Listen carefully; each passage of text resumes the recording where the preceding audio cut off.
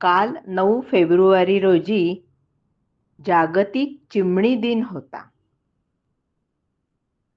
त्यानिमित्ताने मी एक छोट्या चिमणीची गोष्ट तुम्हाला सांगणार आहे. गोष्टीचं नाव आहे वटवाघळाचा सल्ला. खूप वर्षापूर्वीची गोष्ट आहे. एका झाडावर खूप वटवाघळं राहायची. जवळच दुसऱ्या झाडावर पक्ष्यांचा एक थवा राहायचा. त्या पक्ष्यांमध्ये एक खूप सुंदर चिमणी होती. तिचे नाव सुंदरी होते. ती खूप गोड गाणं म्हणायची. परंतु काही दिवसापासून तिने गाणं गायचं बंद केले.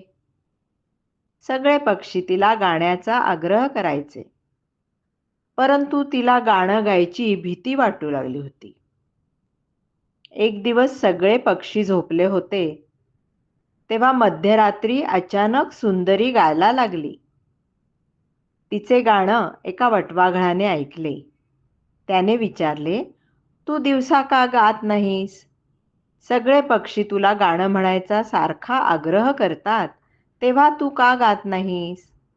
सुंदरी म्हणाली, "एकदा मी दिवसा गाणं म्हणत होते, तेव्हा एका माणसाने मला जाळ्यात पकडून आपल्याबरोबर नेले. मी खूप प्रयत्नाने स्वतःचा जीव वाचवला. तेव्हापासून मी फक्त रात्रीच गाते, कारण कोणीही माझे गाणे ऐकू नये असेच वाटते." वटवाघूळ म्हणाले, "परंतु आता तू दिवसा सुद्धा गाऊ शकतेस. आता तर तू स्वतंत्र आहेस. जर तू सावध राहिली असतीस तर जाळ्यात सापडली नसतीस. आपल्याला नेहमी सावध राहायला पाहिजे." सुंदरीला वटवाघळाचे म्हणणे पटले. नंतर ती सावधपणे दिवसा सुद्धा गाणं म्हणू लागली. सगळे पक्षी तिच्या गाण्यावर खुश झाले.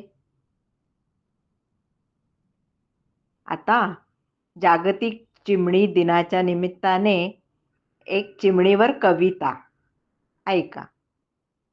आंब्याच्या झाडावर बसलेला चिमणा आणि चिमणीने केला विचार.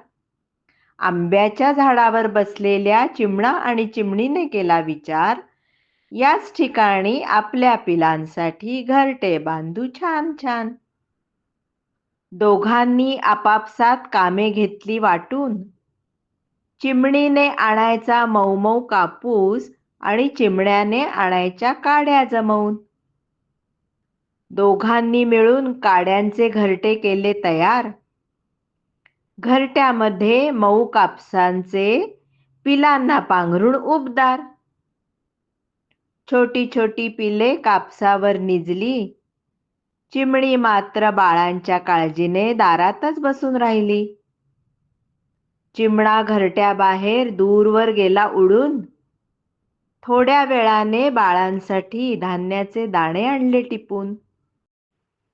बरं का बालमित्रांनो, तुम्ही आम्ही सारेजण छोट्या चिमणीचे घरटे वाचवूया. जीव वाचवू अभियान यशस्वी होण्यासाठी खारुताईचा वाटा उचलूया.